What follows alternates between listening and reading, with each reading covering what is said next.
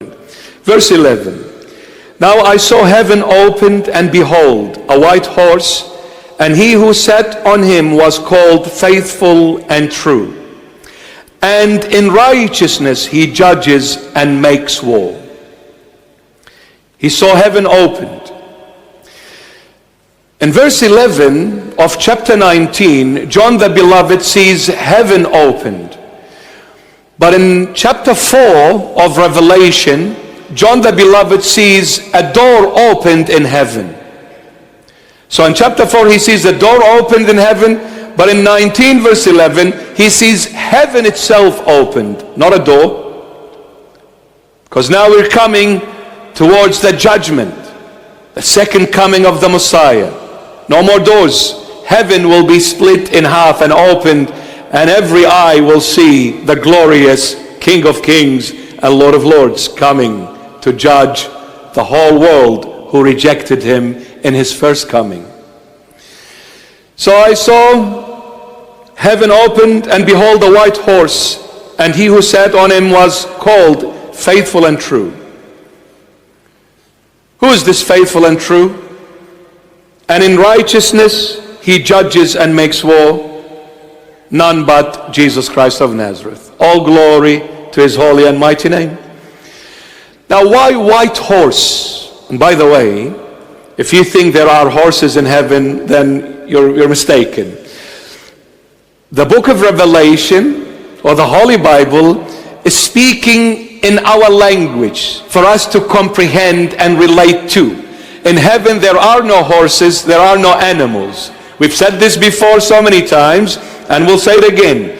Now, the only one who can make it to heaven are human beings. Why? Because out of the entire God's creations, the only creation that has a spirit is the human being. Animals have a body and a soul. They do not have a spirit. And the only one that is going back to heaven is the spirit. That's why human beings are the only creation out of all other creations of God that have a spirit in them. Therefore, the only ones who will make it to heaven are the human race.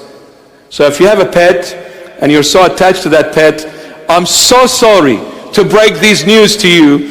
You will not have your pet with you in paradise, or later on, by the grace of the Lord, into the Father's house. No animals, no pets, okay?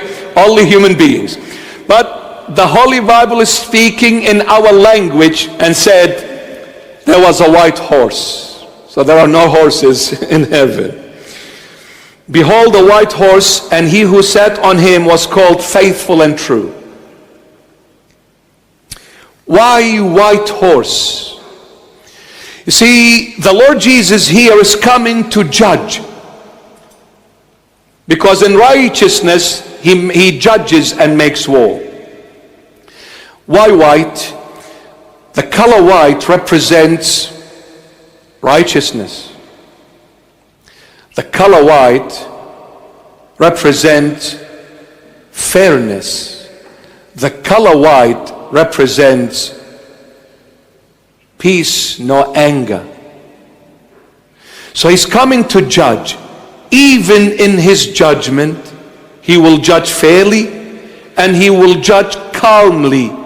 He won't be angry, furious, fuming, trying to abolish everyone who went against him. No, he will judge with absolute peace, calmness, fairness, but sharp like a sword.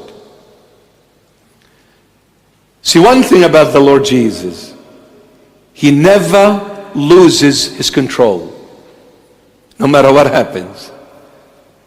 Us humans, we do. A lot of times, we lose our control, we lose our balance, we lose it, we get angry. And when we get angry, everything is a blackout now. I'll say whatever, I'll do whatever, I'll break whatever comes in my way. But the Lord, even when he is angry, he is cool, calm, and collected. You go over there, and you come over here. Thank you. Case closed. So the horse is right to say that he's doing it fairly, he's doing it calmly, he's doing it with control. But he is fair.